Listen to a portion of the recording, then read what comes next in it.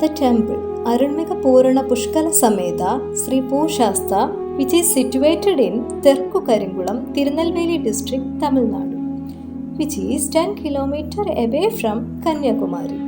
Terku Karingulam was earlier known as Shivagange Samudram. The temple's Pradishta is originated from Kerala Achankovil Sri Dharmashastra temple. In every last Friday, according to Tamil calendar, the main puja ceremony is happening here.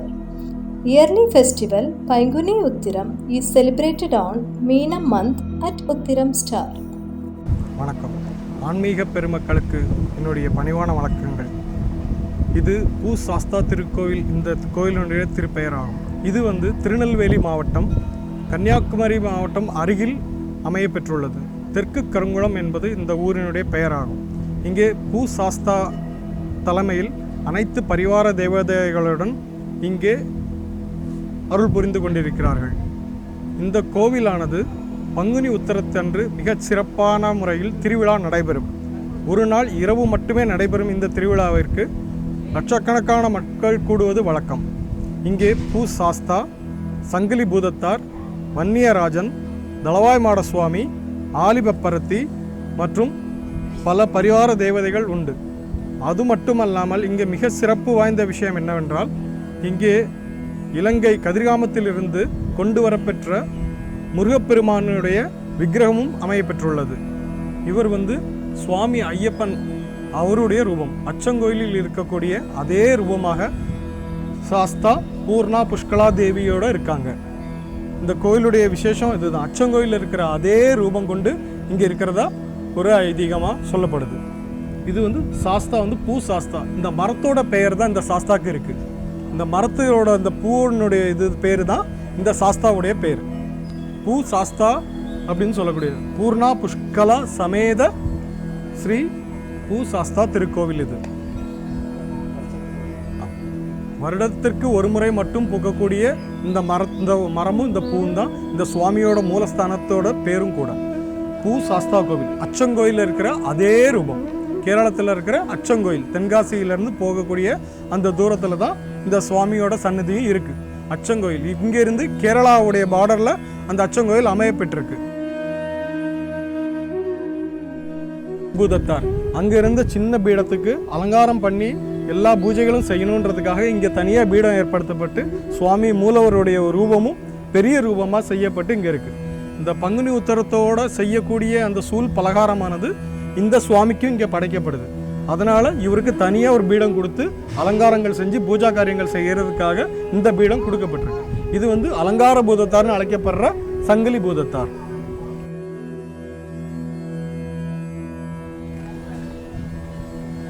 இவர் தான் வன்னியராஜன் அழைக்கப்படுற இந்த கோவிலுடைய காவல் தெய்வம்.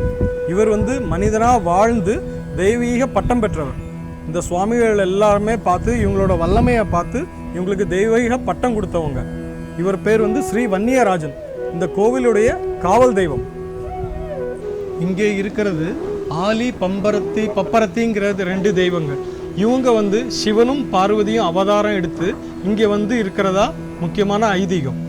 அதாவது சிவனுடைய அம்சமாக ஆலியும் அம்பாளுடைய அம்சமாக பப்பரத்தையும் இங்கே பீடம் கொண்டு இருக்கிறாங்க. இங்கே இது பண்ணுறவங்க விஸ்வகர்மாவில் கொல்லப்பிள்ளைன்னு சொல்லக்கூடிய இரும்பு வேலை செய்யக்கூடியவங்க. அந்த காலத்திலிருந்தே, ஆதி காலத்திலிருந்தே இரும்பு வேலை செய்யக்கூடிய ஆச்சாரிமார். அந்த சூல் பணியாரம் செய்கிறது இந்த சுவாமியோட பொறுப்பாகவும் இருக்குது.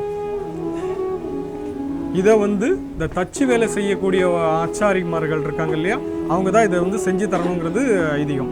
ஏன்னா இது மெகா சைஸ். ஒவ்வொரு கொழுக்கட்டை அப்படிங்கிறதும் கிட்டத்தட்ட 78 கிலோ எடை உள்ளது.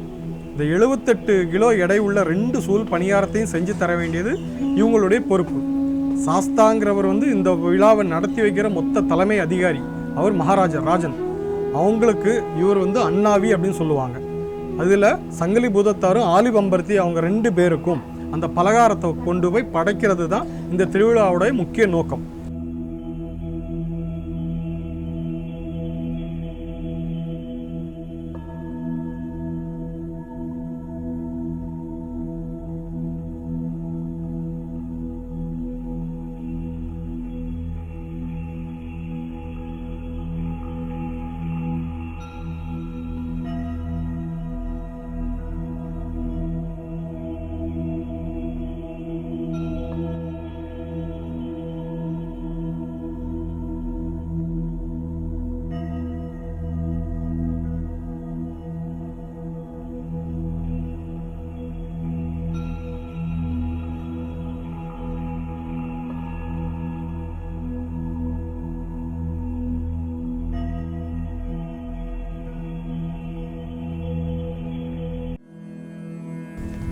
എൻ്റെ പേര് മണി എന്നാണ്.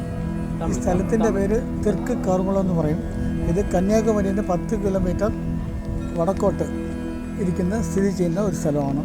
ഈ സ്ഥലത്തിൻ്റെ ഈ പുതിയ പേരാണ് തെക്ക് കാർകുളം, അല്ലാതെ പഴയ പേര് ശിവഗംഗൈ സമുദ്രമാണ്. ഇത് വളരെ വിശേഷപ്പെട്ട സ്ഥലമാണ്.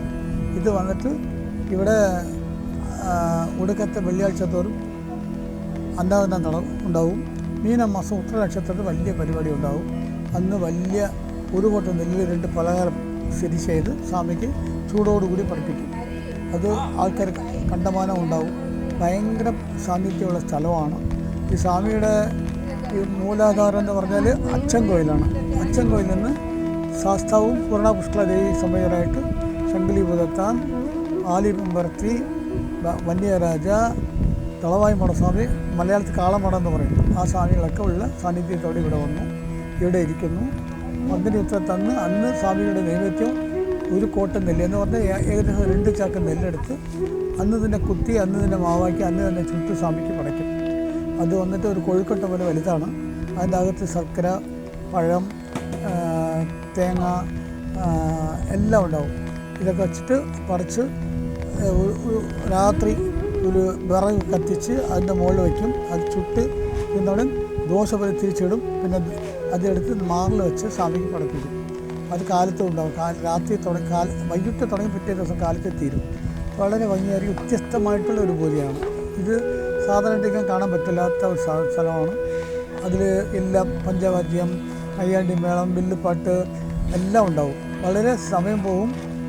വളരെ ശക്തിയുള്ള ദൈവമാണ്. ഈ കാണുന്ന വൃക്ഷം അന്ന് പങ്കനി ഉത്തരത്തിൽ അന്ന് പൂ പൂക്കും. അതുകൊണ്ട് ഭൂശാസ്ത്ര എന്നാണ് ഇതിൻ്റെ പേര്. ഓക്കെ. ഈ സ്വാമിയുടെ ഒറിജിനൽ എന്ന് പറഞ്ഞാൽ കേരളമാണ്. ഓക്കെ. ഇവിടെ വന്നിട്ട് ഇവർ വന്നത് കന്യാകുമാരിക്കും സുശീന്ദ്രനാഥിൻ്റെ കല്യാണം ദർശിക്കാൻ വന്നപ്പോൾ കല്യാണം നടന്നില്ല. പിന്നെ ഇവിടെ സ്റ്റേ ചെയ്തു. പിന്നെ അങ്ങനെ താവളപ്പെട്ട് ഇവിടെ തന്നെ ഈ സ്ഥലം ഇഷ്ടപ്പെട്ട് അവരിവിടെ താമസിക്കുന്നു. ഈ ഉത്തര നക്ഷത്രത്തിൽ എനിക്ക് ഈ പൂജ വേണമെന്ന് പറഞ്ഞ് അതുപോലെ ഞങ്ങൾ ചെയ്തുകൊണ്ടിരിക്കുന്നു. ദൈവത്തെ കടാക്ഷം എല്ലാവരും വരുന്ന കാണുക, വ്യത്യസ്തമായിട്ടുള്ള പൂജ കാണുക, സ്വാമിയുടെ അനുഗ്രഹം മേടിക്കുക. എല്ലാം ദൈവം கடாட்சம், ஒரு கடாட்சம் பரிபூர்ணம். அந்த மாவெல்லாம் அதுக்கப்புறம் 80 வயசுக்கு மேலே உள்ள லேடிஸ், அதுவும் சிவபெருமா சமயத்தோட லேடிஸ் மட்டும்தான் அதை சலிக்கணும். ஏன்னா அவங்களுக்கு தான் அந்த வீட்டு விளக்கு எல்லாமே போயிடும் சுத்தமாக இருக்கக்காண்டி. அதெல்லாம் சலித்து எடுத்து மாவை ரெடி பண்ணி வச்சுருவாங்க. இதுக்கு இடையில கோயிலில் கும்பாபிஷேகம் எல்லாம் முடிஞ்சு ஒரு 7:30 மணிக்கு நெருப்பை பற்ற வைப்போம். நெருப்புங்கிறது காருடன் கம்பு 2 டன் விறகு கொண்டு வந்து 2 குழியில் தனித்தனியாக வச்சுருப்போம். இவங்க எல்லாருமே இந்த சொனையில் ஒவ்வொரு நேரமும் தீவாரணைக்கு இந்த சொனையில் குளிச்சுட்டு வந்து தான் தீவாரணம் பண்ண முடியும். அல்லாமல் தீவாரணம் பண்ணவே கூடாது.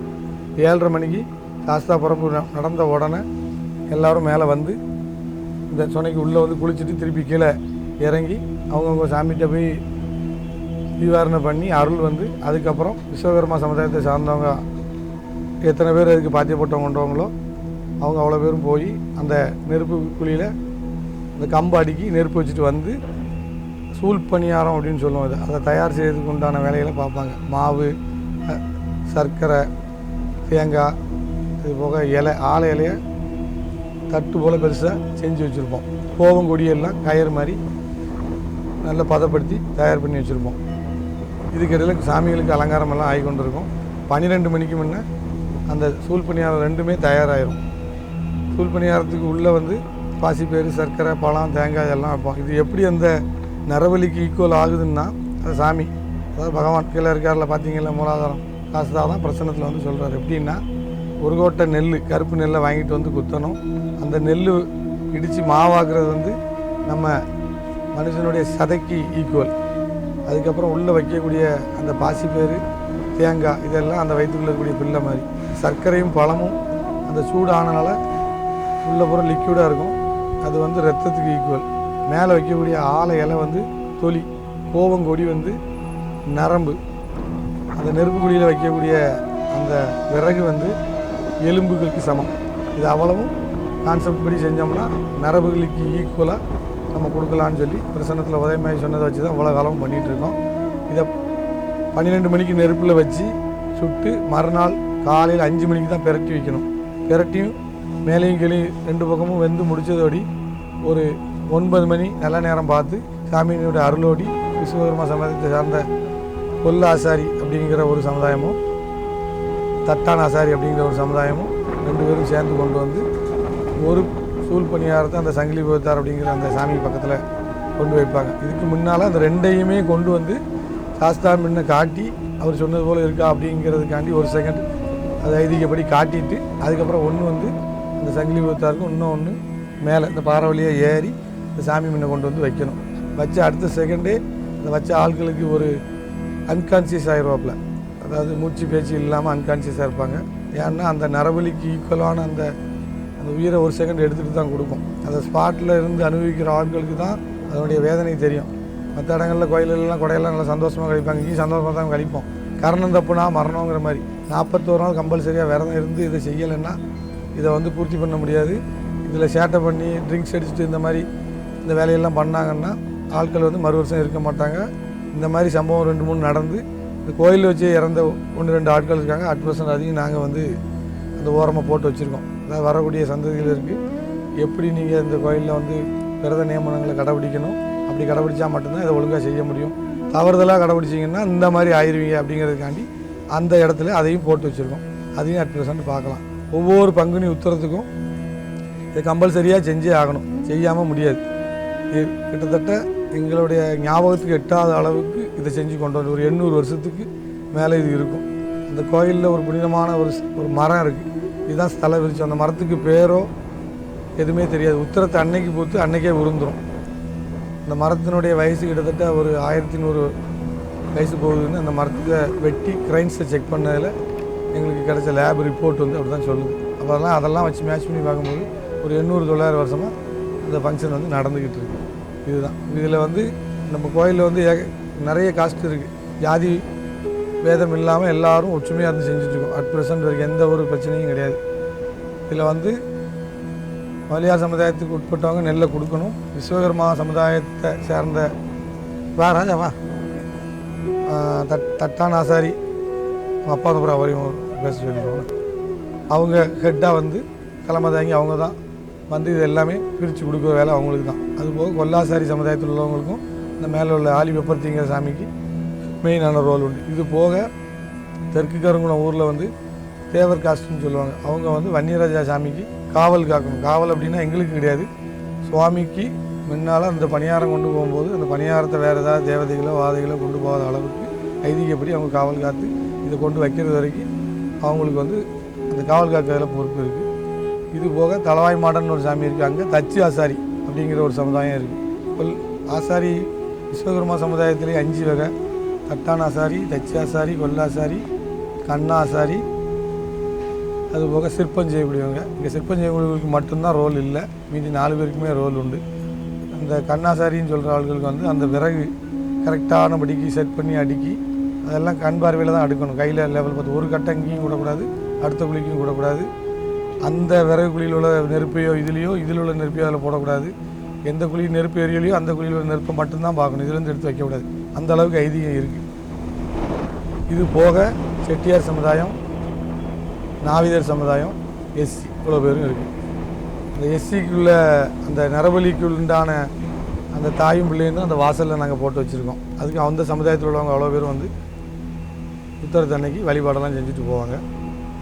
இதுவரைக்கும் ஜாதி வேதம் இல்லாமல் எல்லோரும் ஒற்றுமையாக இருந்தால் நடத்திட்டுருக்கோம். எந்த விதமான கிரிமினல் ரெக்கார்ட்ஸு இவ்வளவு காலத்துலேயும் பல ஊர் தான் எங்களுக்கு போலீஸ் ஸ்டேஷனோட லிமிட். இங்கே எங்கேயுமே ரெக்கார்ட்ஸ் கிடையாது. அங்கே போய் நீங்கள் செக் பண்ணிக்கலாம். ஏதோ சும்மா வாய் வார்த்தைக்காண்டி சொல்லலை, அடிப்பிடி தகராறோ சண்டையோ எதுவுமே இது வரைக்கும் வந்தது கிடையாது.